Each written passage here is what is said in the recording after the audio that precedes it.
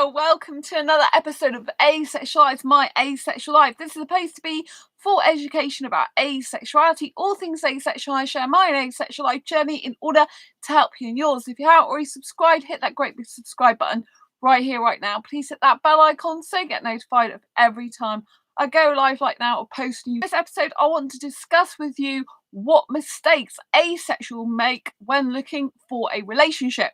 So I have done something which I didn't think I was going to do, and I've decided to create a new profile and go back on Facebook dating. My intuition told me to go on it. I'm not really ready for a relationship yet, but I do feel I've moved on from the Indian asexual guy that I met in June. I feel I've moved on, and now I can start looking again for someone else. And because obviously my asexual Indian soulmate's still out there because that guy wasn't the right guy. But at the same time, I don't want a relationship right now either because I still want to pursue my career and do other things. So I'm kind of like, why am I on Facebook dating? But my intuition told me to go on there. And so I've created a profile and back on there. I don't know if I'll stay on there or if I'll just like take a break or what I'll do. But for some reason, something told me to go on there. So I'm on there. But how long I'll be on there for, I do not know, because I'm looking for a serious relationship. But now I'm thinking, well, I'm not really looking for a relationship right now in lots of ways, but I miss the kissing. So I don't know whether I should just put friendship, but then if I'm looking for kissing, it's not really friendship. I'm not really looking for something casual, but then obviously, you know, it's kind of weird.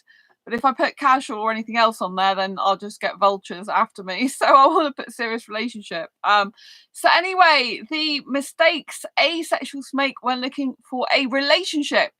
So one of the number one mistakes asexuals make when looking for a relationship, which might surprise you, but really is the crux of the matter, is asexuals spend so long looking for someone who is not compatible with them, right? So what do I mean by this? What I mean by this is I was looking at an asexual group the other day, and someone was saying, why is it so hard to find a relationship? And usually I'd come out with all the traditional stuff about how, you know, there's loads of sexuals out there. It's very difficult to find an asexual person. And I could go on and I'll discuss more about that type of thing in a minute. But the number one problem to do with asexuals finding a relationship is that asexuals spend so much time looking for the wrong person and talking about the wrong person, i.e. a sexual person, that they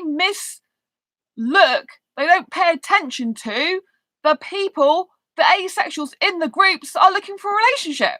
So lots of asexuals are in dating groups, are in asexual dating groups, yet they're complaining all the time about not being able to find an asexual person for a relationship. The majority of those people have not actually looked at the people in those groups that are asexual looking for a relationship. It's kind of like they're oblivious to the fact they're actually in a dating group for asexuals. That's the whole point of them. Now, for me personally, I run 5 asexual groups, and 3 of them's for dating, and I still haven't met the right guy for me out of any of my groups either. But I do obviously know who's coming into my groups. I am aware of the members. I just know there's no person that I've met for myself personally that's right, but at least I know that I've looked at the members that come in.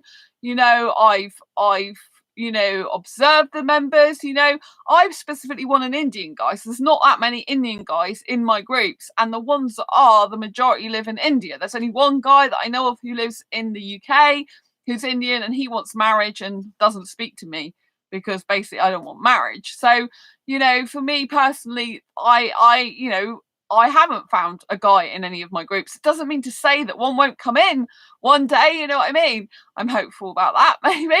But, you know, I'm kind of really happy being single at the moment. So I'm kind of like, why are you on Facebook dating, Sandra? But never mind.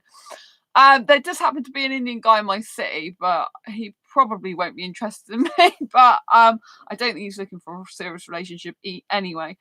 But then kind of, I don't know if I am anymore.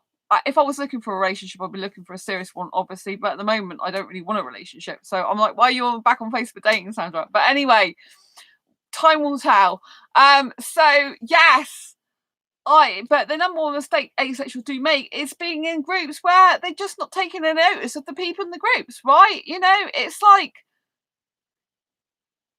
stop looking for something or someone outside of asexuality and start looking for the people that are right in front of your nose that are in the groups. For a start, just start there, right?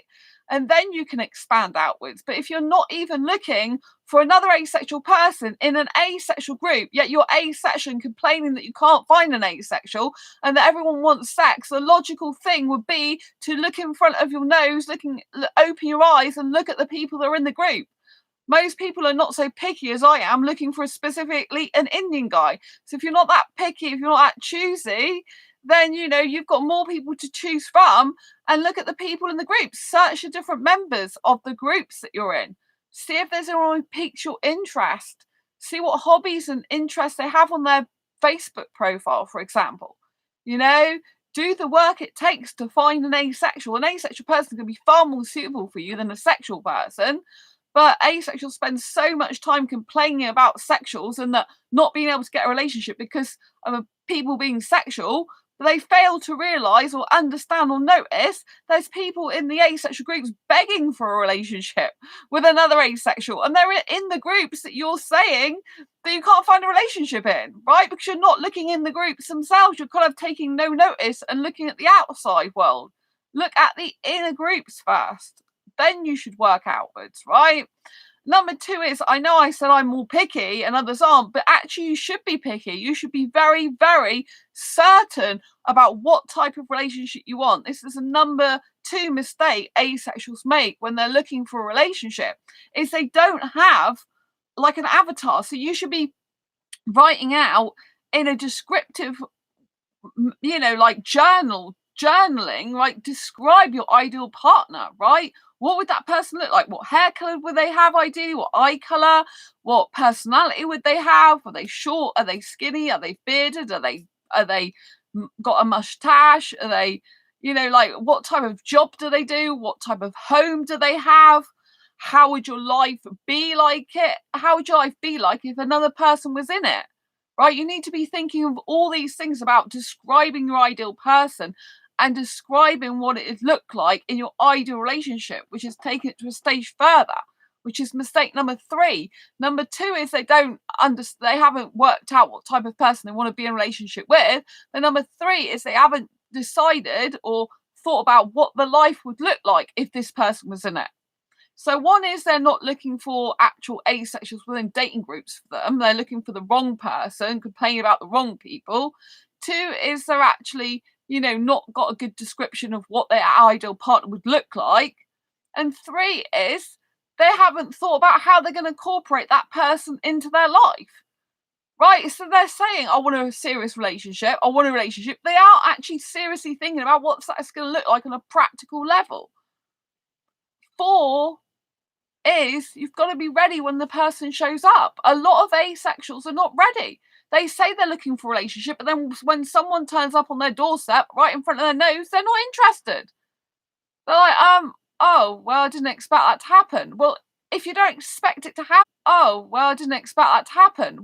if you don't expect it to happen, how can you get the person of your dreams? Because most people that turn up on your doorstep aren't going to be the right person for you anyway, right? Unless they're actively seeking you out or you're seeking them out, right?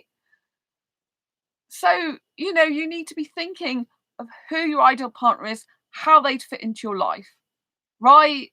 Do they have to be asexual? Do they not need to be asexual? Right? You need to be thinking about how your lives would mix together, and you need to be taking it seriously. Number 5 is asexuals are not proactive enough, which goes back to my first point about not looking for other asexuals in groups right in front of their noses, right? There's tons of asexuals in the groups begging for a relationship. Why don't you contact someone? Why don't you speak to them? Why don't you message them? Hey, I've seen you in the group. I'm in that group too. I've got similar interests to you. This type of thing. Start a conversation, start a friendship, start something, right? Because you're not going to get anywhere in life unless you make an effort and be proactive about it. If you want a relationship, you want a relationship, right? You need to be proactive, not reactive. Reactive is when someone comes to your life and you're just like, oh, okay. Proactive is when you go actually out to seek it, right?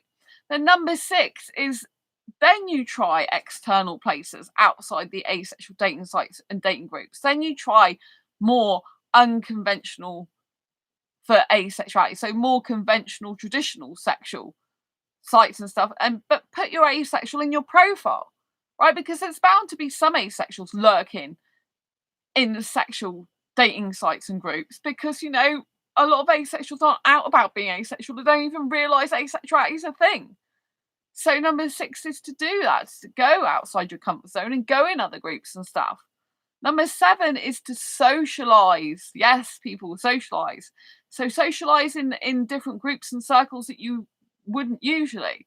So for example, with me, I keep getting invited to kind of like business networking groups in London, right? I haven't been to one yet. I haven't got the money at the moment to go, but that's an opportunity for me to meet some higher quality guys and to actually, might value my worth a lot more, and to actually, like meet other different types of guys that are probably, like I said, going to be higher quality. So if you are, used to going out in certain groups or not going out at all, then try different groups. Try doing something different, because if we keep doing the same thing, we'll keep getting the same results. So we have to try something different, because otherwise it's like going around on a hamster wheel and you're just going round and round and round in circles and you're not actually getting anywhere. So get out of your comfort zone and start going to meet-up groups or activity groups where you're actually doing something different to what you usually do, to enable you to find different types of people. Because you need to expand your social circles, expand your places that you would usually go to, in order to possibly get the right person for you for a relationship. And 8 is, like, don't give up hope. Keep an open heart and an open mind, and don't give up, because if you give up on love, on find a relationship forever, then you'll never find it, right? I don't believe this thing about, oh, love just turns up on your doorstep. I actually don't. I think that you have to be willing to want a relationship in the first place for something like that to happen, right? And with asexuals, it's highly unlikely you're going to meet the exact right person on your doorstep, right? It's highly unlikely. So it means you've got to go out there and get it. Which brings me on to another point, which is, like, asexuals will usually have to move for a relationship or find someone to move to them, right? You need to move for a relationship or find someone who'll move to you. Most asexuals will not find the ideal partner in their own city or in their own town. The majority of us will not do that. So if you're not prepared to move, like I'm currently a non-mover, I need to find someone who'll move to live near me. But I'm very aware of that. I say that up front to the person, I'm a non-mover. Right? And then the other thing is long distance relationship. If you're going to be a long distance relationship, how long distance do you want it? How long distance is acceptable to you? And is it going to be right for you? Because at the end of the day, if one of your love languages is you need physical touch, then a person who lives in a completely another country, which you can't actually kiss or cuddle or hug, maybe for a very long time, is not going to be suitable for you. Because you're going to need that physical closeness that they can't give you and you can't give them, right? So you have to understand yourself on a deeper level. You have to self-reflect and think, like practical terms, like, could I deal with a long distance relationship? I don't want a guy in another country. I could possibly be with a guy in the UK who lived in London, for example, because London's like a second home to me. And it's not completely out of the question to get to it. But at the moment, I don't even have the money to go there. Right? So ideally, I'd need a guy to travel to come and see me. That's ideally what I'd need to do. Plus, my ankle's still in recovery, obviously, so I can't just pop away and go anywhere. Right? So, but there are some guys who will just be willing to travel and be like, yeah, I want to see Sandra. They might drive, and I'll drive in a car. I mean, London's not that far from Exeter. It's really quick on the train, actually. Well, I say really quick, up to 3.5 hours. Sometimes you get 2.5 hours. So if it was in the UK, I could possibly do it. If the guy would come and see me like twice a month or something. But, ideally, I'd still long term want someone to live around the corner from me. But I don't need to be with a guy all the time. I don't need to see him every evening. I don't need to see him every day. So, I don't have to, well, I don't want to live with him, so I don't have to have him here directly, but I need to be able to have him so that he was like easy access for me, if you know what I mean. So we could see each other, like if there was a huge problem, for example, and to obviously spend some quality time together. For me, quality time is very important. It's my main love language is quality time. And so I need to be able to spend that quality time. That could be video chatting though. It doesn't have to be in person, but because physical touch is my second love language, I found out, then then I need someone really here in person with me as well, not just over video chat. I need to see someone to spend time with them in person. So you really got to understand yourself on a deep foundational level and understand exactly what type of guy you're looking for and how this guy would fit into your life. It's not obviously it's not a guy. Not everyone likes guys like I do, but I'm just saying guy in theory because that's who I'm talking about because I'm only interested in guys, right? So when I'm referring to a guy, I'm saying it from my point of view, but swap it out for whatever gender you want, right? So, these are the mistakes that asexuals make and keep making when looking for a dating relationship. And don't settle either, right? Don't settle for second best, right? Be willing to walk away from someone who does not value your worth and value your time and respect you, right? If someone doesn't value your worth and time and you've talked to them about it and they're still not doing it and they're getting worse, just walk away from that person. Don't spend time being with someone who's not the right person for you because the right person will show up for you. Like I'm getting over I feel like I've got over quite well now the Indian guy that I was interested in, the asexual guy, because I mean he didn't value my worth at the end of the day. There's no point in being upset about someone who didn't even really care about me that much in the end. So, it's best I just get on with my life and move forward and realise that my real Indian asexual soulmate is still somewhere out there.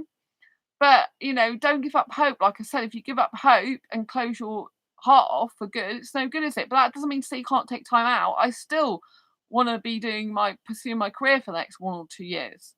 I really do. I like being single now. I've got into that single mindset again. I enjoy it. So I'm not quite sure why I'm on Facebook dating again at the moment. But intuition told me to go on there. So I just went on there. I follow my intuition, whatever it tells me to do, basically.